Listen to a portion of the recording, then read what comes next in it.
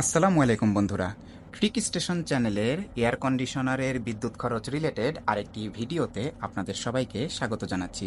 আমার এটি হায়ারের এনার্জি কুল সিরিজের 1.5 ton inverter AC.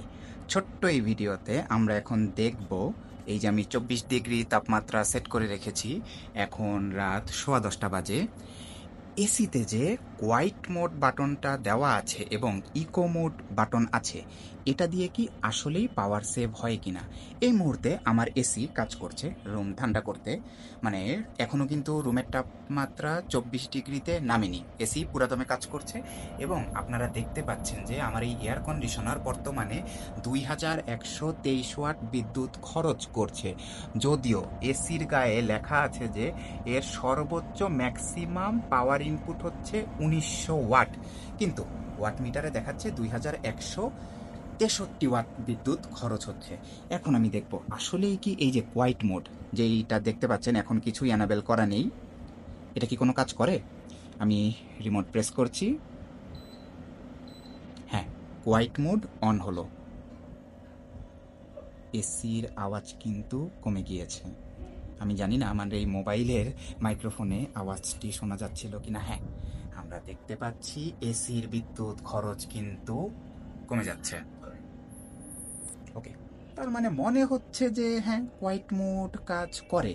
Quite mode চালু হলে যেতে হবে আপনার রুম ঠান্ডা করতে, এসির কিন্তু বেশ সময় লাগবে।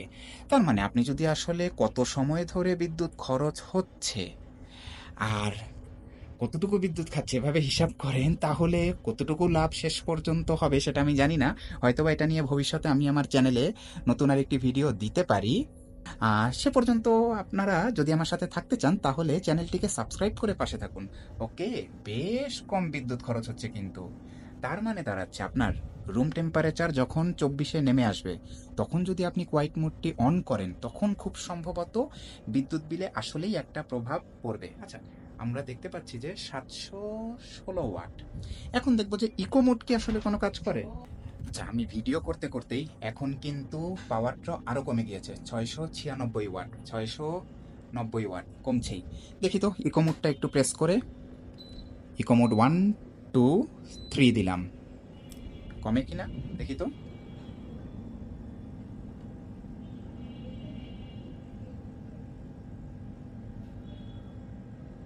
তেমন কোনো পার্থক্য আমি খেয়াল করছি না, কারণ এই কমা তো এতক্ষণ ধরে কমছিলই। ওকে, এই ভিডিও থেকে, ছোট্ট একটা ভিডিও যদিও, এটা থেকে আমরা যেটা বুঝলাম যে আপনি যদি হায়ারের ইনভার্টার এসিতে কোয়াইট মোড চালু করেন এবং আপনার রুমের টেম্পারেচার যদি অলরেডি কমে গিয়ে থাকে, তখন কোয়াইট মোড ব্যবহার করে আপনি আসলেই বেশ বিদ্যুৎ সাশ্রয় করতে পারবেন।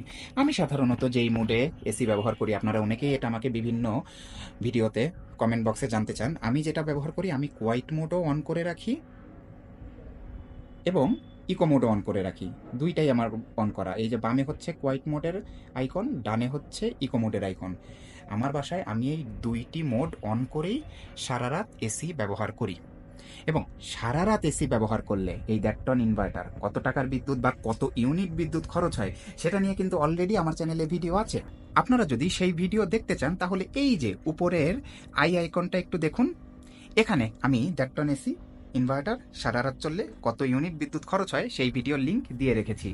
আমার এই ভিডিওটি যদি আপনাদের ভালো লেগে থাকে তাহলে ভিডিওতে অবশ্যই একটি লাইক দিবেন এবং বন্ধুদের সাথে শেয়ার করতে ভুলবেন না।